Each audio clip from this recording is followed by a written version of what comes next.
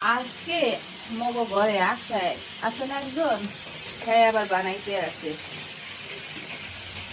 Beef stake. এই যে দেখেন কাঁচার মাংস থেকে কেমনে আমার পাই মারে তারপরে বাজে। আহা হা হা, আমার গোস্ত এটা খাইবে, খাইতে পারবে একশো। হ্যাঁ বানাইবে বলে ম্যাশ পটেটো, এখন আল্লাহ জানে কি হয়। তারপরে এও খাওয়া লাগবে এই কাঁচামরিচ দিয়া বলে রোন দিয়া।